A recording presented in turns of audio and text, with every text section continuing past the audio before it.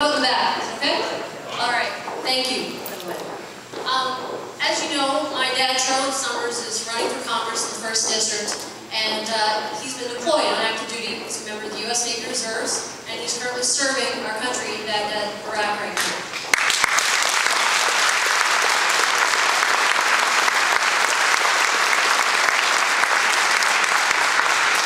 It's a tough thing, you know, having a family member over there, and I'm sure as many of you know that. And as much as he would love to be here today, I wish he could be up here, standing right here talking to you, but, you know, hopefully the apple doesn't fall too far from the tree, and it's all right if you listen to me for a little bit. I'll try not to keep you for too long.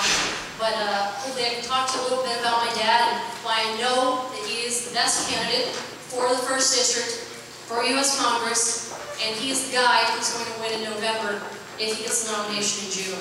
I want to talk to you a little bit about my dad and why I think and know he is the best candidate.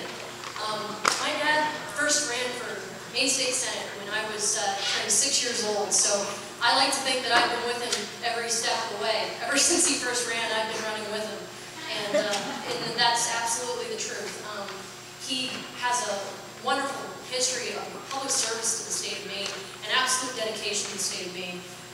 He was the first Republican ever elected and re-elected to represent Scarborough, Saco, Old Orchard Beach, and Dayton in the entire history of that district. And that's a serious achievement. And I want to think that one of the major reasons why that happened was the sheer determination of my dad. And I was there firsthand to witness some of that. I remember we walked around that summer of 1990. He took me with him to knock on every door in that district, every house, to talk to the people about why he wanted to be in the state senate, and why he was going to do the best job. I remember I was there. I remember picking some flowers for some of the elderly ladies at the houses and dancing around, and it was a lot of fun, and it was a great opportunity. I remember getting in the car on the way home one night and saying, "Look at this, Tricia, isn't this great?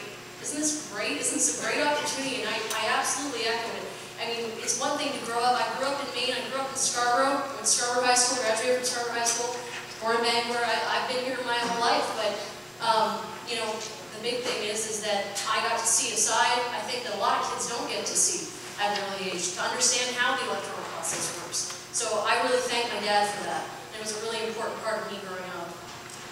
I also want to talk about a few of the main issues that he's really big on. My dad grew up